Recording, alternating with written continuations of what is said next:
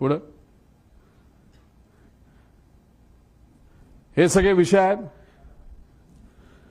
आणि एक महत्त्वाचा विषय तुम्हाला सांगतो की जेव्हा केव्हा तुम्ही पूर्वीच्या दादांचे व्हिडिओज तिथं बघितले असतील, त्या व्हिडिओजमध्ये दादा प्लास्टिकची बॉटल घेऊन तिथं काही गोष्टी करताना बघितलं असेल. पाणी पिताना प्लास्टिकच्या बॉटलमध्ये पाणी पिताना तुम्ही बघितलं असेल. आणि मग पण नजीकच्या काळामध्ये म्हणजे हे जे काय आहे,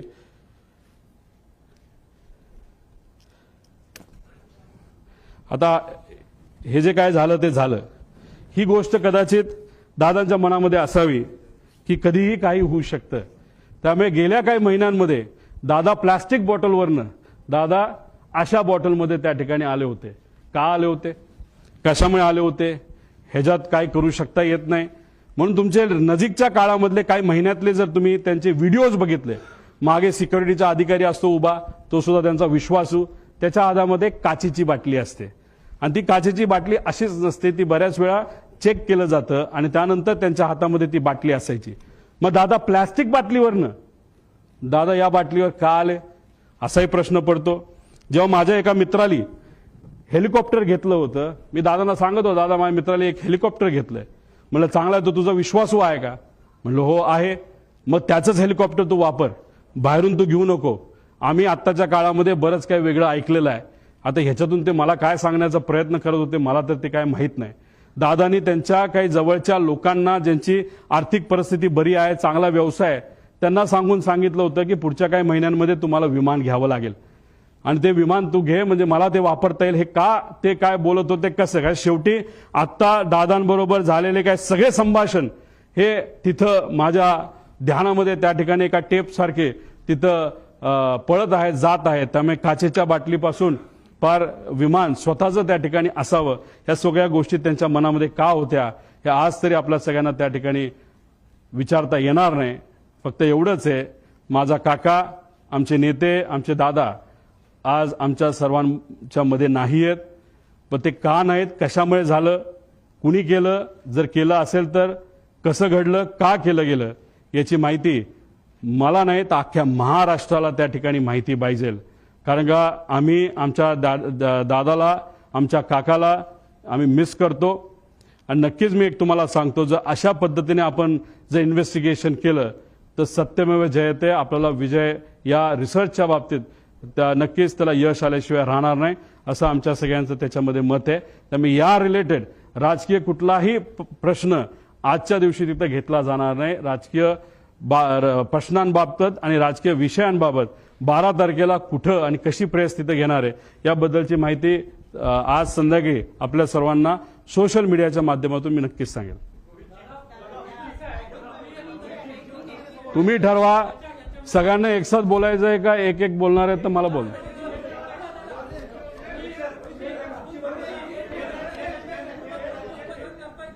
हा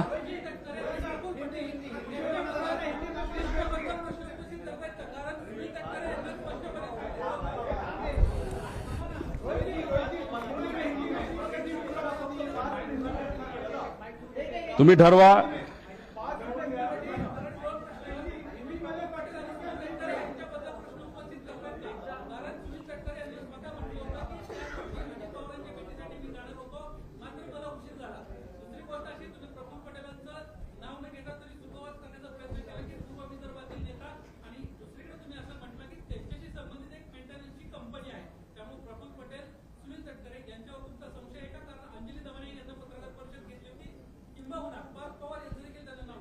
एक तुम्ही समजून घ्या, हा अपघात होता का घात होता असा प्रश्न तुम्ही केला तर आमची शंका म्हणजे माझी आणि असंख्य महाराष्ट्रातल्या लोकांची शंका आहे की हा घात होता.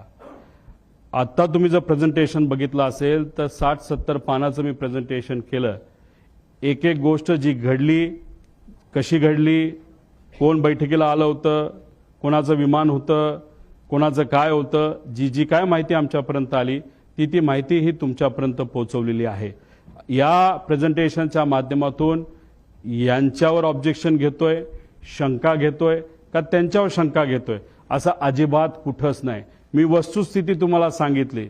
पण या बाबतीत विमान कंपनी जी VSR आहे, एरो नावाची हँडलिंग कंपनी आणि जो कपूर नावाचा पायलट होता, या 3 कंपन्या आणि व्यक्तीवर आमची शंका आहे.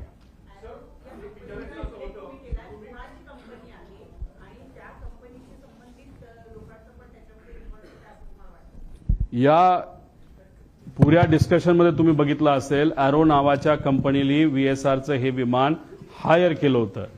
ते सरकारी GR प्रमाणे केलं होतं. साई आणि एरो या 2 कंपन्या यांनाच तिथं कॉन्ट्रॅक्ट दिलेला आहे की VIPंना विमान देण्याचं. आणि मग 15 ते 31 तारखेपर्यंत एरोची जबाबदारी त्याच्यामध्ये होती. एरोने ते बुकिंग केलं होतं. तो कोण पवार का कोण नावाचा जो माणूस आहे तो हँडलर आहे, तो एरोचा हँडलर आहे. त्यांनी सांगितलं होतं की व्हिजिबिलिटी ऑल ओके. म्हणजे कुठे ते मिसरिप्रेझेंटेशन झालं. ती कंपनी कोणाची कशी अजूनपर्यंत मला तरी काय माहिती मिळालेली नाही. पण बऱ्याच राज्यामध्ये आज जे कुठले सत्तेत आहेत त्या राज्यांबरोबर ती कंपनी काम करते असं मात्र त्या ठिकाणी आम्हाला कळालेलं. म्हणजे बऱ्याच मोठ्या लोकांचा त्यांचा संपर्क नाही तर ओळख असावी असं वाटतंय. सर, तुम्ही म्हणालात की CID ही कॉम्पिटंट एजन्सी नाही या प्रोब करता. तुम्ही ह्याच्यात हायकोर्ट और सुप्रीम कोर्ट मॉनिटर्ड प्रोबची स्पेसिफिक डिमांड करताय का? DGCAवर आमचा विश्वास आहे. पण बघा, एक तुम्ही समजून घ्या, सरकारवर आमचं ॲलिगेशन नाही, कोणावर ॲलिगेशन नाही, पण ज्या गोष्टी घडल्या असाव्यात, अशा पद्धतीने काय गोष्टी झाल्या असाव्यात, या पद्धतीची आमची शंका आहे. ती शंका पूर्ण करत असताना CID बद्दल आपल्या सगळ्यांना माहिती आहे. आता तिथं विमानाच्या म्हणजे एअरपोर्टवर पोलीस अधिकाऱ्यांना अलाउड नसतं. मग CID ह्या गोष्टी कशा करू शकतं? कारण हे शेवटी एक्सपर्ट ओपिनियन याच्यामध्ये लागणार आहे. मग एक्सपर्ट ओपिनियन कोणाकडे? अशा भारताच्या बाहेरच्या 1-2 कंपन्या तुम्ही हायर करा. या इन्व्हेस्टिगेशनमध्ये त्यांना तुम्ही ताकद घ्या. DGCAला सुद्धा एक टीम तुम्ही त्या ठिकाणी तयार करा. आणि अजून एक गोष्ट, ब्लॅक बॉक्स जेव्हा तुम्ही त्याचा अभ्यास कराल, त्याचं जे पूर्ण रेकॉर्डिंग आहे, कारण गुजरातला जो ऍक्सिडेंट झाला त्याचं पूर्ण रेकॉर्डिंग पब्लिककडे मिळालेलं नाही. सिलेक्टेड गोष्टींचं रेकॉर्डिंग बाहेर आलेलं आहे. आमची मागणी आहे, ब्लॅक बॉक्स मधलं जे कुठलं तिथं रेकॉर्डिंग आहे, जे पूर्णपणे परिवारातल्या एका व्यक्तीला नाहीतर काही ठराविक लोकांना एक्सपर्ट बरोबर ते बघण्याची संधी सरकारकडनं त्याच्यामध्ये देण्यात यावी. आणि त्याच्याच बरोबर जे काही डिव्हाइसेस नाहीतर जी काही तिथं इक्विपमेंट्स होती त्याची जी मुवमेंट असेल ती सुद्धा आम्ही एखाद्या तज्ज्ञाकडनं त्या ठिकाणी त्याचा अभ्यास करू. त्यामुळे CIDवर आम्ही आक्षेप घेत नाही. पण कधी कधी काय होतं, एका एजन्सीचं नाव दिल्यानंतर सामान्य लोकांना असं वाटतं, अरे CID का बघते, कारण का एका मोठ्या सिरियलचं नाव CID होतं तर लोकांना वाटतं लय भारी काम, ते चांगलंच काम करतात. पण या टिपिकल घटनेबद्दल ते चांगलं काम करतील, कारण का हे त्यांचं एक्सपर्टीज नाही. म्हणून जे एक्सपर्ट आहेत, डॉक्टर जर हृदयाचा असेल तर हृदयाच्याच डॉक्टरकडे जावं लागतं, डोळ्याच्या डॉक्टरकडे जाऊन चालत नाही, असं आमचं मत आहे. गेल्या 10 दिवसामध्ये तुम्ही सांगितल्याप्रमाणे गेल्या 10 दिवसामध्ये फक्त CCTV चेक करतायत, ते सुद्धा एअरपोर्टवरचेच. त्यामुळे कुठेतरी सरकार सुद्धा या चौकशीच्या घेऱ्यामध्ये आहे की या सगळ्या जी दुर्घटना झालेली आहे त्या दुर्घटनेमध्ये सरकार सुद्धा चौकशी पूर्णपणे लवकरात लवकर करावी याच्यापासून दूर पळतंय. कुठेतरी काही प्रमाणात राजकीय दृष्टिकोनातून नाही, पण व्यावहारिक दृष्टिकोनातून कंपनीकडनं काही गोष्टी दाबण्यात येतात असं आमचं त्याच्यामध्ये मत आहे. CCTV फुटेज मुंबई एअरपोर्टचं अजूनपर्यंत घेतलं असं मला वाटत नाही. त्यांनी कुठलं एअरपोर्टचं घेतलं तर बारामती एअरपोर्टचं घेतलेलं आहे. अतिशय स्लो पद्धतीचा इन्व्हेस्टिगेशन हे दुर्दैवाने आता चालू आहे असं आपल्याला म्हणावं लागेल. आतापर्यंत बऱ्यापैकी कन्क्लुजन व्हायला पाहिजे होतं. महाराष्ट्राचा, या देशातलं सगळ्यात प्रगतिशील राज्य, त्याचा उपमुख्यमंत्री, या राज्यातला सर्वात जे काही प्रमुख 3 मोठे नेते असतील त्यातला एक नेता हा एका अपघातात त्या ठिकाणी मृत्युमुखी पडतो. आणि त्याच्या बाबतीत तुम्ही काहीच जर तिथं इन्व्हेस्टिगेशन करत नसाल, नाही तर संत गतीने करत असाल, तर असं थोडंसं दिसतं की या इन्व्हेस्टिगेशनमध्ये काही लोकांना कदाचित रसच नाही. पण अशी गोष्ट दिसू नये. मॅन्युप्युलेशन होण्यापूर्वी आणि मॅनेज होण्यापूर्वी इन्व्हेस्टिगेशन पूर्ण झालं पाहिजे. 2023 सारखं जर झालं तर हे फार घातक ठरेल. दुसरी गोष्ट, VSRचे सगळे कॉन्ट्रॅक्ट कॅन्सल करण्यात यावे. अजून सुद्धा VIP त्यांच्याच विमानाने तिथे ट्रॅव्हल करतायत, त्यांच्या सुद्धा जीवाला धोका हा होऊ शकतो. त्यामुळे त्याच्या सगळ्या सर्व्हिसेस तुम्ही कॅन्सल करा आणि सगळ्या लोकांना तुम्ही ताब्यात घेऊन प्रॉपर इन्व्हेस्टिगेशन करा असं आमचं मत आहे.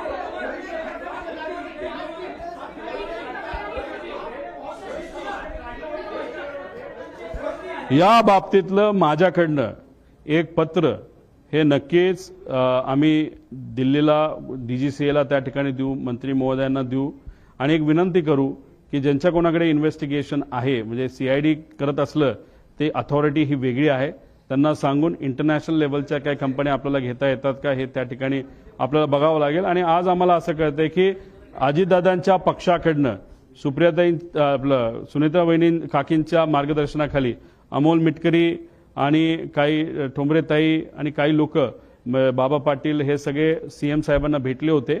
एक त्यांनी तिथं पत्र दिलंय, म्हणजे त्यांच्याच पक्षातल्या काही आमदारांना आणि कार्यकर्त्यांना आणि पदाधिकाऱ्यांना शंका या बाबतीतली आम्हाला सुद्धा तशीच शंका आहे. त्यामुळे इन्व्हेस्टिगेशन प्रॉपर व्हावं यासाठी योग्य त्या अथॉरिटीला आम्ही सुद्धा पत्र देऊ.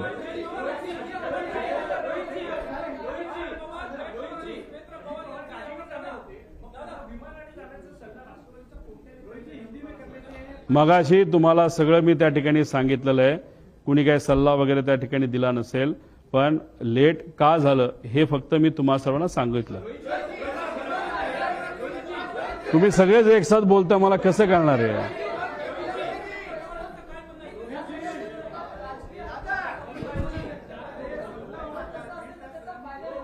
या विषयाचं मला कुठेही राजकारण तिथं करायचं नाही. मी कुठंच काय तिथं बोलत नाही की कुठल्या राजकीय पक्षाचा याच्यामध्ये इन्व्हॉल्वमेंट आहे. याच्यामध्ये नक्कीच घात झाला एवढं मात्र त्या ठिकाणी मी म्हणतो. कसं झालं, का झालं, कोणामुळे झालं, काय झालं हे लोकांसमोर आलं पाहिजे आणि इन्व्हेस्टिगेशन ही प्रॉपर त्या ठिकाणी झाली पाहिजे. एवढंच या प्रेझेंटेशनच्या माध्यमातून मी सांगण्याचा प्रयत्न करतो. मराठीचे शेवटचे 2 प्रश्न घ्या, म्हणजे मी हिंदीत बोलतो. दोन मराठी.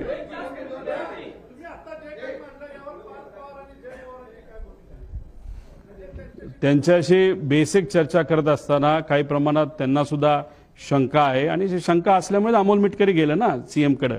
त्यांच्याच पक्षातले आमदार आणि कार्यकर्ते, मग ते का गेले असतील? शंका असल्याशिवाय ते जाणार नाही. त्यांना शंका आहे, माझ्याकडे मला पण शंका आहे. थोडा मी अभ्यास जास्त केलेला आहे, तो मात्र तुमच्या समोर सगळ्यांसमोर तिथे दिलेला आहे.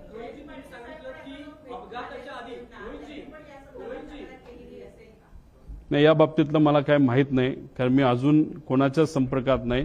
तुम्ही सर्वजण अभ्यासू पत्रकार असल्यामुळे चांगलं प्रेझेंटेशन व्हावं यासाठी मी प्रेझेंटेशनकडेच जास्त लक्ष देऊन होतो.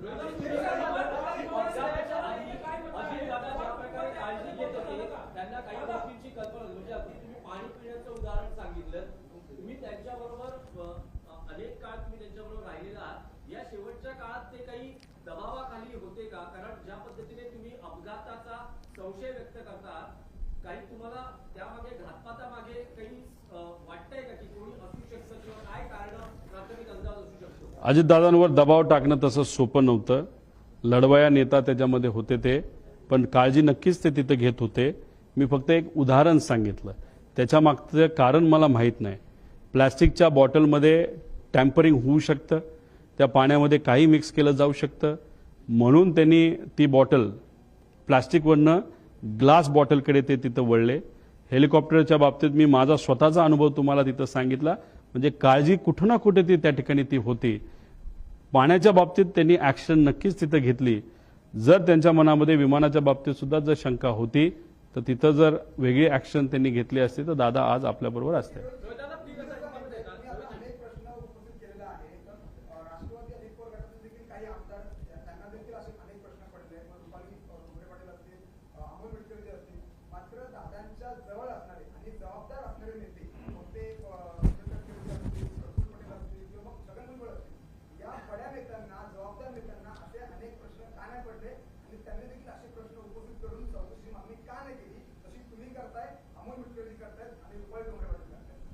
त्या सर्व नेत्यांना जी कुठली सत्ता आज आपली आहे या राज्यामध्ये ती मेंटेन करण्यासाठी ती सत्ता तशीच राहावी यासाठी त्या पक्षाचे प्रमुख नेते म्हणून त्यांना कदाचित ती गोष्ट थोडीशी जास्त महत्त्वाची वाटली असावी.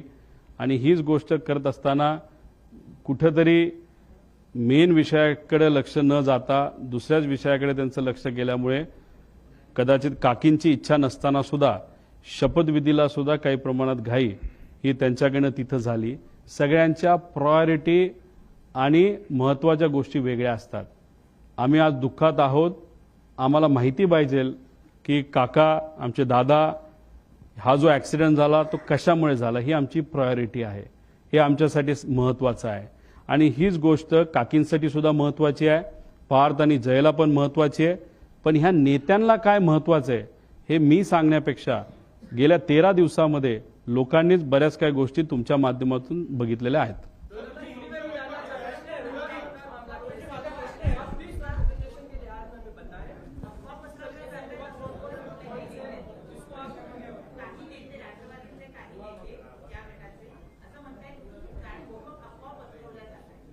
रोहित पवार एवढ्या मोठ्या कॅमेराच्या संख्येसमोर आणि एवढ्या अभ्यासू मराठी पत्रकारांच्या समोर प्रेझेंटेशनच्या माध्यमातून काही गोष्टी जर पुढे त्या ठिकाणी सांगत असतील तर ह्याला अफवा म्हणत नाही, ह्याला रोकटोक प्रेस कॉन्फरन्स त्या ठिकाणी म्हणतात.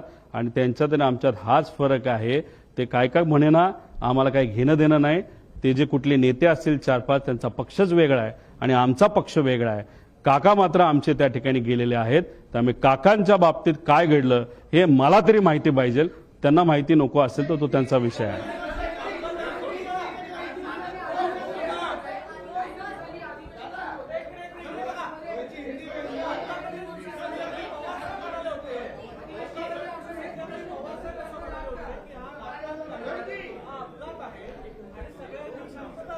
आज पवार साहेबांनी सांगितलं की घातपात नाही, अपघात आहे, काही गोष्टी आपल्या हातात नसतात, सर्वांनी शांतता राखावी.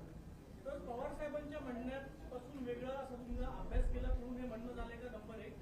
नंबर 2, तुम्ही जसं आता सांगितलं की जय आणि पार्थ याची प्राथमिक चर्चा झाली, हे जे काही प्रेझेंटेशन तुम्ही केलं ते पवार साहेबांना दाखवलं आहे का? आणि ते दाखवून नंतर आता तुम्ही कॉन्फरन्स घेताय? साहेबांनी जे कुठलं स्टेटमेंट त्या ठिकाणी दिलं ते 28 तारखेला माझ्या अंदाजाने 12-1च्या दरम्यान तिथे दिलं असेल. काय असेल ते म्हणजे 6-7 तास झाले होते. मी 13 दिवसानंतर बोलतोय. 6 तासामध्ये आपल्याला किती कळतं आणि अंदाज काय असतात. आणि दुसऱ्या दिवशी लाखो लोक हे बारामतीमध्ये तिथे येणार होते. अर्धवट माहितीवर एखादं स्टेटमेंट मोठ्या नेत्याकडनं जर चुकीचं गेलं आणि त्याच्यावर जर लोकांनी वेगळी भूमिका घेतली तर मग जो महत्त्वाचा दिवस असतो तो दुःखाचा दिवस असतो पण महत्त्वाचा असतो. लाखो लोक वेगळं काहीतरी तिथं निर्णय घेऊ शकतात. हे एवढी मॅच्युरिटी आणि एवढा अभ्यास पवार साहेबांचा नक्कीच त्या ठिकाणी आहे. 6 तासामध्ये एखादं स्टेटमेंट देणं, 13 दिवसामध्ये स्टेटमेंट देणं याच्यामध्ये नक्कीच त्याच्यामध्ये फरक आहे. काल पवार साहेबांशी मी बोलणार होतो पण तब्येतीचं कारण असल्यामुळे त्या ठिकाणी मला त्यांना ते प्रेझेंटेशन दाखवता आलं नाही. आणि दुसरी गोष्ट तुम्हाला सांगतो की रोहित पवारनी आजपर्यंत जे काही मीडियामध्ये स्टेटमेंट दिलेले आहेत, जे काही प्रेस कॉन्फरन्सेस घेतलेले आहेत, याच्यामध्ये मी कोणाची परवानगी त्याच्यामध्ये घेतलेली नाही. विचाराचा पक्का असल्यामुळे पवार साहेबांच्या मनामध्ये काय याचा अंदाज असल्यामुळे आजपर्यंत गेल्या 7 ते 8 वर्षामध्ये माझ्या प्रेझेंटेशन, माझ्या वागण्यावरनं, माझ्या बोलण्यावरनं मी कुठेही तिथं चूक नाही तर कॉन्ट्रोवर्सी केली नाही. त्यामुळे पवार साहेबांना माहीत होतं, टीव्हीवर सातत्याने येत होतं. पण साहेबांचा माझ्यावर विश्वास असल्यामुळे साहेबांनी मलाही विचारलं नाही आणि मी त्यांना हे प्रेझेंटेशन तिथं दाखवलेलं नाही. तुम्ही जे म्हणताय जे काही मॅनिप्युलेशन झाले त्याच्यामध्ये हा एक व्यापक गट आहे असं तुम्हाला वाटतं की फक्त त्या वैमानिकाचा अतिघाई किंवा अतिविश्वास घडला हे नक्की काय की सगळं? आता वैमानिक कसा होता, काय होता, त्याचं फायनान्शियल बॅकग्राऊंड काय, अजून कुठले विषय आहेत का, डिप्रेशनमध्ये होता का, मेंटल स्टेट त्याची कशी होती, डीजीसीएचे मेंटल स्टेटचे काही त्या नॉर्म्स आहेत, त्या मेंटल स्टेटचा वापर करून प्रेशर टाकून या पायलटच्या माध्यमातून हा घात घडून आणला. अनेक प्रश्न आहेत. त्यामुळे या प्रश्नावर कुठं ती एक इन्व्हेस्टिगेशन होणं महत्वाचं आहे. मी मगाशी तुम्हाला सांगितलं इथं मला राजकीय कुठंच काय बोलायचं नाही. घातपात आहे का तर त्याची शंका 100% आहे. राजकारण हे मी आणत नसल्यामुळे राजकीय आहे का नाही याचा मी विचार सुद्धा केलेला नाही.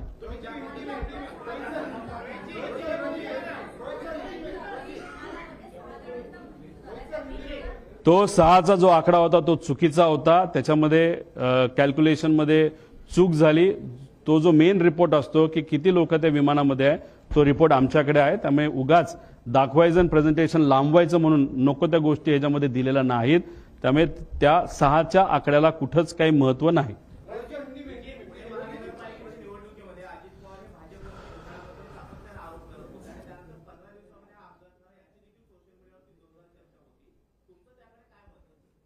राजकीय या घटनेबद्दल राजकीय भूमिकेतून मी कुठंच तिथं त्या ठिकाणी बोलणार नाही. बोलायचं झालं तर फाईल वगैरे या बऱ्याच गोष्टी आपल्याला बोलता येईल, पण त्याला काय अर्थ नाही.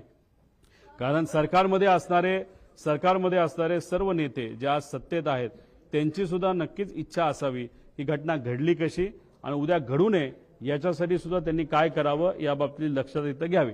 अभी हिंदी में अभी एक बहुत बड़े प्रेजेंटेशन के माध्यम से लोगों के सामने अजीत दादा पवार उनका जो एयरपोर्ट विमान का जो एक्सीडेंट हुआ था वो कैसे हुआ, कितने टाइम में हुआ, उसके कुछ टेक्निकल डिटेल्स वहां पे हमने दिए थे.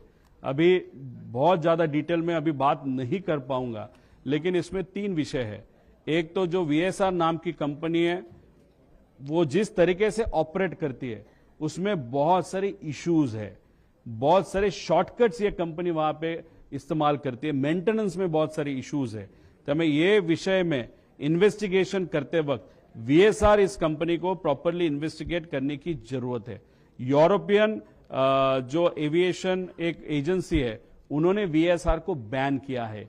उनका जो भी ऑपरेटिंग लाइसेंस है यूरोप का वो कैंसिल किया गया है और उस तरीके का नोटिस DGCA को भी दिया है. ये कब के एक्सीडेंट के लिए? 2023 के एक्सीडेंट के लिए. लेकिन अभी तक DGCA ने कोई भी वहां पे एक्शन नहीं ली और VSR के माध्यम से भी अभी तक यूरोपियन एजेंसी को इंफॉर्मेशन दी नहीं गई. और 2023 में जो मुंबई में एक्सीडेंट हुआ था और दादा का जो एक्सीडेंट हुआ था वो सेम कंपनी के प्लेन थे और जैसे कि बम्बार्डियर, लेयरजेट, शायद थोड़ा सा साइज में फर्क हो सकता है, लेकिन ऑपरेटर कौन था? तो वो VSR ही वो ऑपरेटर था. अभी मुंबई में जो एक्सीडेंट वहां पे हुआ उसकी इंफॉर्मेशन और उसका इन्वेस्टिगेशन 2 साल तक अभी तक पूरा नहीं हुआ. अभी हमारी सरकार को विनती है कि वो इन्वेस्टिगेशन इमीडिएटली वहां पे बाहर आना इंपॉर्टेंट है. अजीत दादा का इन्वेस्टिगेशन भी जल्दी से जल्दी होना बहुत इंपॉर्टेंट है. 2023 का इन्वेस्टिगेशन अगर बहुत जल्दी होता था, उसमें से अगर त्रुटि या जो फ्लॉज है वो बाहर आते तो शायद अजीत दादा का ये एक्सीडेंट नहीं होता था. वहां पे जो नेग्लिजेंस हुआ, इन्वेस्टिगेशन में जो नेग्लिजेंस हुआ, इसके कारण भी ये एक्सीडेंट हो सकता है. दूसरी बात, कपूर नाम के जो पायलट थे, जो मेन पायलट थे, उनके एक्सपीरियंस के बारे में, वो भी लेयर जेट एक्सपीरियंस के बारे में उनका अगर अनुभव आप देखो, वहां पे अगर जो अल्कोहलिज्म का अनुभव है उसके लिए बहुत सारे प्रूफ है. 3 साल उनका लाइसेंस, फ्लाइंग लाइसेंस वहां पे कैंसिल हुआ था. उनके बारे में बहुत सारी इंफॉर्मेशन और जो VSR कंपनी का जो इंटरनल एक इंपॉर्टेंट ग्रुप है व्हाट्सएप का, उसमें से बहुत सारी ऐसी इंफॉर्मेशन मैंने आपके सामने लाई जहां पे VK सिंह जो खुद मालिक है वहां पे वहां कपूर जी को या जो कपूर है या जो और बाकी पायलट्स है वो कैसे दारू पीते हैं, कैसे मस्ती करते हैं, उसके बारे में कुछ इंफॉर्मेशन आप सबको वहां पे दी थी. दूसरी बात, जो PIB पे इंफॉर्मेशन आप सबको प्रेस ब्यूरो पे, इंडिया ब्यूरो पे जो इंफॉर्मेशन वहां पे आई है वो इंफॉर्मेशन DGCA ने वहां पे दी है. लेकिन अगर ATC का ट्रांसक्रिप्ट आप देखो तो टाइमिंग में बहुत बड़ा फर्क वहां पे दिख रहा है. इसलिए इन्वेस्टिगेशन जो हो रहा है उसमें प्रॉपर इन्वेस्टिगेशन नहीं हो रहा, ऐसे हम सबका कहना है. बारामती में सामने और पीछे एक ही जो लैंडिंग स्ट्रिप है, एक साइड को जो ऊंची है उसको 11 नंबर कहा जाता है और जो फ्लैट है उसको 29 नंबर कहा जाता है. शुरुआत में ये जो विमान है जो अजीत दादा को लेके वहां पे जा रहा था, उन्होंने 29 नंबर का साइड वहां पे ATC से परमिशन मांगी थी. वहां पे आगे सन भी नहीं था और फ्लैट लैंड था, वो लैंड हो सकते थे, लेकिन अचानक से उन्होंने 11 का लैंडिंग वहां पे मांगा. फिर उन्होंने टर्न अराउंड लिया, वापस 29 का मांगा, वापस कैंसिल किया, वापस 11 का वहां पे मांगा. वहां पे अनफॉर्चुनेटली थोड़ा सा हायर सेक्शन होने के कारण वहां पे एक्सीडेंट हुआ था. दूसरी बात, जो अगर ट्रांसक्रिप्ट आप देखो जो ATS का है उसमें टाइमिंग और उसमें जो भी वहां पे बताया गया है उसका अगर कैलकुलेशन अगर आप करो और जो सैटेलाइट से ये प्लेन कनेक्ट होता है उसका ट्रांसपॉन्डर 1 मिनट पहले बंद किया गया था, तो 1 मिनट पहले तक प्लेन की हाइट, स्पीड, लेंथ और उसका alignment to the landing strip was okay. But 1 minute में ऐसा क्या हो गया कि ट्रांसपॉन्डर बंद किया गया और उस 1 मिनट में ये प्लेन शायद बहुत नीचे आया था और वो घटना वहां पे घटी। वो स्टॉल क्यों हुआ, उसके बहुत सारे अलग अलग कारण है, लेकिन उसमें से एक कारण ये मैन्युअल इंटरवेंशन वो भी वहां पे हो सकता है। इस सबको देखने के बाद, वो जो भी ट्रांसक्रिप्ट पढ़ने के बाद, सुनने के बाद, हम सबको ऐसे थोड़ा सा लगता है कि ये जो पायलट है उनको अल्कोहलिज्म का थोड़ा सा गलत अनुभव उनका था, इंफॉर्मेशन उसके बारे में बहुत सारी है, और उसी के साथ जो ट्रांसक्रिप्ट में पाठक मैम जो है, जो वैमानिक को पायलट है, उनका आवाज आ रहा है, लेकिन कॉकपिट में और किसी का आवाज वहां पे पीटीटी के माध्यम से वहां पे सुनाई नहीं दे रहा। तो उसमें वो पायलट क्यों नहीं बात कर रहा, और एंड का अगर संभाषण अगर आप देखो या कॉन्वर्सेशन आप देखो, तो पाठक मैम वहां पे ओ शिट मतलब जनरली मेरे मेरे बोला जाता है ओ शिट, क्योंकि जब आपको डेथ आपके सामने दिखती है तब आपका दिमाग नहीं चलता, आपके मन में जो है वो बाहर आता है। ऐसे वो कॉमन मैन की तरह वो जो पाठक मैम है उनके माध्यम से वो आवाज तो निकला, लेकिन हमारे मेन पायलट जो थे उनके माध्यम से एक भी आवाज वहां पे नहीं आई। ऐसे बहुत सारे प्रश्न इस प्रेजेंटेशन के माध्यम से 1 घंटा प्रेजेंटेशन चला। आप सबको ये प्रेजेंटेशन इंग्लिश में वहां पे और हिंदी में भी, मराठी तो है ही, लेकिन इंग्लिश और हिंदी में भी आपको दिया जाएगा, वो आप देख सकते हो, उसको पढ़ सकते हो। देखो ये जो रिसर्च हमने किया, लिमिटेड रिसोर्सेस के साथ हमने ये इन्वेस्टिगेशन किया। हम पावर में नहीं है, लेकिन कॉन्टैक्ट योग्य पद्धति का इस्तेमाल करते हुए राइट कॉन्टैक्ट के माध्यम से जो जी इंफॉर्मेशन हमारे पास आई, क्योंकि लाडले काका थे, वो मेरे रिलेटिव थे, हमारे नेता थे, और इस राज्य का बहुत बड़ा नेता इस एक्सीडेंट में वहां पे गुजर गया है। इसीलिए हम सबकी डिमांड है इन्वेस्टिगेशन प्रॉपर होना चाहिए। सीआईडी के माध्यम से इन्वेस्टिगेशन चलना है तो चलने दो, लेकिन it is not the right authority to do the investigation. Investigation करना है तो यूरोपियन, यूएस बेस्ड या फ्रांस या यूके बेस्ड ऐसे एजेंसी को वहां पे लाने की वहां पे जरूरत है, डिटेल इन्वेस्टिगेशन होने की वहां पे जरूरत है। और हम सबको ऐसे लगता है it was not an accident, but it was planned accident, ऐसे हम सबको लगता है।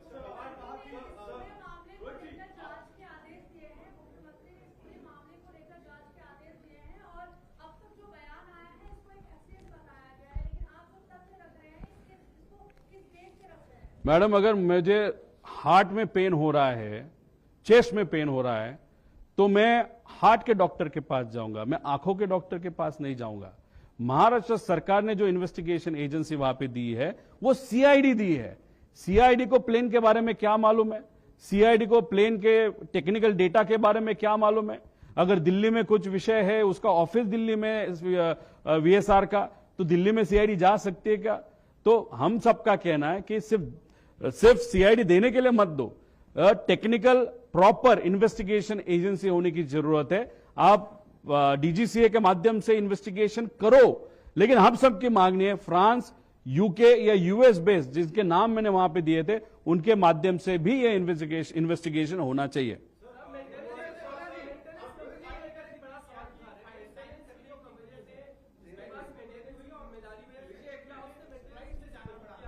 हंड्रेड 100% मेंटेनेंस के बारे में इस कंपनी के माध्यम से नेग्लिजेंस वहां पे हुआ है। इस कंट्री में सिर्फ 2 एमआरओज है, और एक थर्ड एमआरओ जो है वो प्राइवेटली इस कंपनी का एमआरओ वहां पे था। अभी ये एमआरओ में कौन काम कर रहा था, ये जो वीएसआर है, लेकिन ये सिर्फ खुद के लिए ये एमआरओ इस्तेमाल करते थे, इसलिए वो मेंटेनेंस का क्वालिटी स्टाफ, ये स्टाफ कहां से आया है, कहां पे काम किया, क्या अनुभव है, ये सब कुछ जानने की जरूरत है। इसलिए ये पूरा जो चेन है, क्वालिटी का भी, पायलट का भी, और जो एक्स अधिकारी या पायलट इस कंपनी में जो काम करते थे, उनको भी इन्वेस्टिगेट करके उनसे भी इंफॉर्मेशन निकालने की जरूरत है।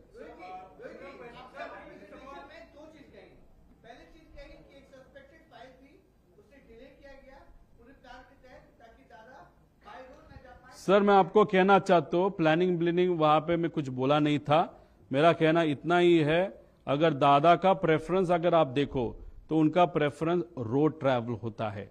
27 तारीख को दोपहर को कैबिनेट का मीटिंग होने के बाद 3-4 घंटा दादा ने खुद के ऑफिस के लिए, पार्टी के लिए, पार्टी के नेताओं के लिए और उनके ऑफिस का या पार्टी के जो पदाधिकारी है या जो ऑफिस का स्टाफ है उनके लिए वहां पे दिया था। अभी अगर 5 तक 5:30 तक जैसे प्लान मीटिंग्स थे वो मीटिंग्स अगर होती थी तो दादा गाड़ी से पूना तक और पूना दूसरे दिन 28 को सुबह पूना से बारामती तक वहां पे पहुंच सकते थे। डिले किसके कारण हुआ वो इंफॉर्मेशन मैंने आप सबको दी।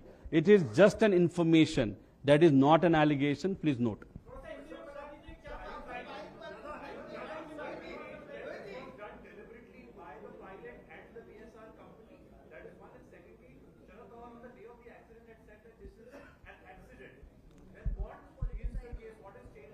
See, I am talking to you after 13 days. Whatever information I have got, I have shown it to you. I have not kept anything secret. I have shown everything to you. When Pawar Saab commented, he commented 6 to 7 hours after the accident. Till then, no information was there with him. The next day, he knew lakhs of people were going to come for the cremation. And if on no data, less data or incomplete data, if a big leader like Pawar Saab says something and if it is wrong and if something happens the other day, then in that process, common man would have got hurt. So looking at that, he must have stated that, and after 13 days, after going through all the papers and information what I have got, though I am not in power, but whatever information I have got, I have presented in front of you. I got little better time, but if I have got little more time, I may go in detail and get more information. But I am requesting the state government and the central government that you are in power, you have got all the resources. Please, before the papers get manipulated, you do the investigation. Yes, I am doubting VSR as the company, Arrow as the company, and looking at the history of the pilot. If you look at the interaction on the WhatsApp of the private group of that particular company, if you look at it, definitely looking at the past, you can doubt the pilot himself. The main pilot himself, I am not talking about the co-pilot, I am talking about the main pilot. Rohit ji, आप बोले कि बहुत सारे सवाल इसमें आपने doubt पैदा KIA, क्या मोटिव हो सकते हैं, कौन इसके पीछे हो सकता है, क्यों आपको डाउट हो रहा है ये सब? रोहित जी, आपने कहा कि अगर आज दादा होते तो दादा से मैं पूछ लेता, जब भी मुझे वो संधि मिलेगी बाद में बहुत सालों के बाद, तब मैं वहां पे पूछूंगा। ये बहुत अलग का सवाल है। देखो, अभी ये चीजें मुझे मालूम नहीं, जो मालूम है मैंने दिखाई। इसमें से इन्वेस्टिगेशन अभी होगा और इस इन्वेस्टिगेशन के माध्यम से पता चलेगा क्यों ये किया गया, किस लिए, क्या विषय थे, किसका आर्थिक नुकसान वहां पे हो रहा था। कुछ दादा निर्णय लेने वाले थे, दादा के पास कुछ इंफॉर्मेशन था, या दादा कुछ ऐसा निर्णय लेने वाले थे जिसका नुकसान कोई किसी को होने वाला था। ऐसे बहुत सारे प्रश्न वहां पे निर्माण होते हैं, लेकिन कंक्लूजन आज ही आज लेना है क्या? तो नहीं। अगर आज मैं कंक्लूजन यहां पे दूंगा तो मैं पॉलिटिसाइज इस विषय को कर रहा हूं, मेरे काका का एक्सीडेंट को मैं पॉलिटिसाइज कर रहा हूं, ऐसे मुझे लगता है। इसलिए हमको और इंफॉर्मेशन निकालने की जरूरत है। थैंक यू दादा, बस।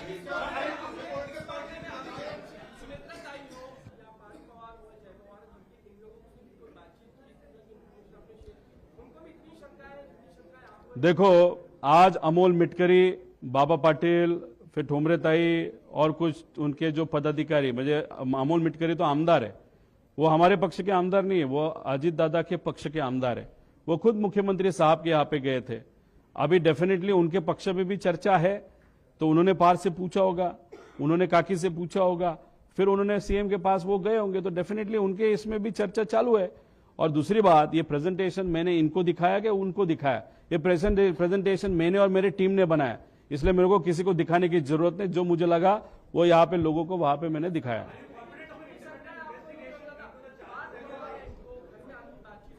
जब भी वहां पे उनके साथ बातचीत हुई थी, थोड़े टाइम के लिए वहां पे हुई थी, उनके मन में भी इस बारे में थोड़ी शंका है, और उसके कारण ही उन्होंने उनके टीम के जो अमोल मिटकरी उनको बोला होगा कि जाके सीएम साहब से तू मिल ले। मैं अलग पार्टी का